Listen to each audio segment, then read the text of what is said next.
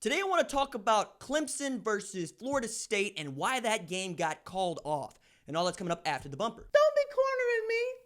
Hold up. Time. You gotta help me with that corner shit. What's up, kinfolk? It's RJ Young. I am not on a step mill. Consider hitting the like and subscribe button because I upload a video every single day. It's always college football related, sports related. We have a good time today. I want to talk about Clemson versus Florida State that got called off 3 hours before kickoff. And it seems that Florida State found out that a Clemson player had tested positive for COVID-19 on Friday and then waited until Saturday to call the game off. Now, Clemson AD Dan Rakovich put out a statement saying, "We are disappointed that we will not be able to play today's game against Florida State. Clemson has followed all of the ACC's protocol in preparation for this game. We look ahead to returning to action next week against Pitt for Senior Day and Military Appreciation Day." Now, the counter here comes from Mike Norvell in a statement in which he said, "Our first priority is the health of our student athletes, and I appreciate the protocols that have been put in place by FSU and the ACC to ensure everyone's health while allowing us to play this season. It's unfortunate that we will not have the opportunity to compete today, but we hope to be able to play Clemson in December. I am thankful for the support and coordination between our administration, Clemson, and the ACC office. Our team will now turn our focus to hosting Virginia next week." Now, the nitty-gritty of this is also wild interesting, and we'll get to how this is going to play out in the public. But first, ESPN reports multiple sources said Clemson was tested before leaving for Tallahassee and did not get the positive test back until Friday night, meaning the team had traveled to Tallahassee with a positive player. That player, an offensive lineman, was immediately isolated, and Clemson arranged for him to travel back to Clemson separately. Clemson then informed Florida State of the positive test. Now, on Saturday, both schools met on a call with an ACC representative sign off on whether they felt comfortable proceeding with the game, which is standard, right? And there's nothing out of the ordinary there. But check this out.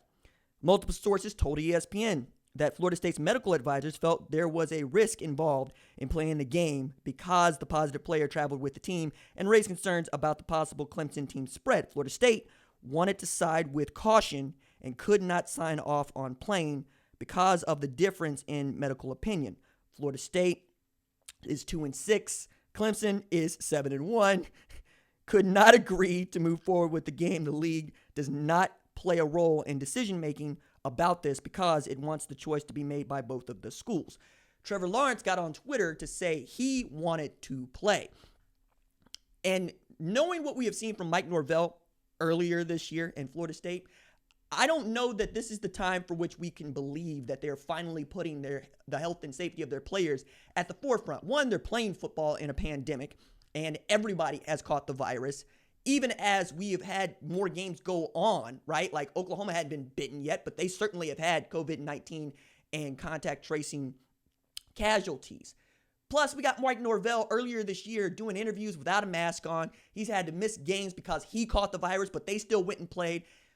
The way that this is going to play out is there are people who believe Florida State did not want the smoke from Clemson in Tallahassee. As a matter of fact, Clemson's a 35-point favorite in that game with the return of Trevor Lawrence and perhaps even a James Skalski and Mike Jones Jr. or Tyler Davis, depending on how you feel about that thing. You could roll DJ Uiagalelei out there, and he probably put up 500 on Florida State. They got some dudes, but some of those dudes have already opted out. They've lost their starting quarterback. The quarterback that they have is much more of a runner than a passer. They're going to have to run the ball on a defense that's been stingy against the run, except when they played against Boston College. But you also have to take into account here that Clemson did travel with a positive player. Now, I think that them putting that person back in a car to send them back to Clemson doesn't fix the problem because I would want them to be tested beforehand. But I'm also the dude that's been very cagey about playing football during this time. But if we're playing football, I'm going to talk about us playing football. I'm going to write about us playing football. I don't get to make that decision. And that's what the ACC is also saying. Look, we'd be fine with y'all playing if y'all wanted to play. Meanwhile, you got Clemson saying, hey, what the hell? And Florida State going, nah, we don't really want that smoke. We'll just get ready for the next game, and we might see y'all in December, knowing damn well they're probably not going to see Clemson in December. But this is also big for the ACC because Clemson is trying to make sure that they get into that ACC championship game with Miami nipping at their heels. Now, what happens if Miami has more wins than Clemson does en route to an ACC title game? Well, Clemson has beaten Miami. You would think that would be the tiebreaker, right? Which I think is how it's going to play. But also you got UNC, who feels like they got a shot at getting into this thing if they catch a couple of breaks here and there. And then you have Notre Dame, who was waiting on whoever's going to challenge them in their first and probably only opportunity to win an ACC title or even a conference title for that matter.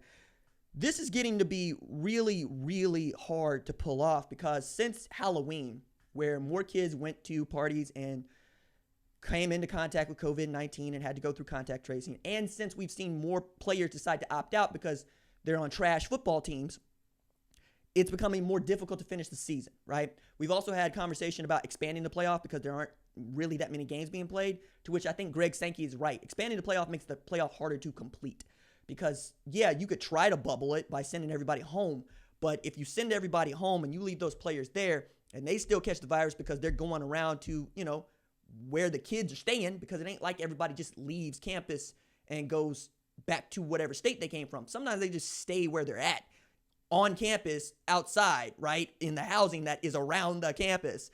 And that's kind of what happens in Halloween. Now with this Thanksgiving thing happening next week, and you got kids that are going to go home, I think Nick Saban also hit this on the head when he said, I trust my family. I know you trust your family. I don't know that I trust Uncle Tommy, who's coming to Thanksgiving, to which I said, Cousin Eddie is going to show up maskless.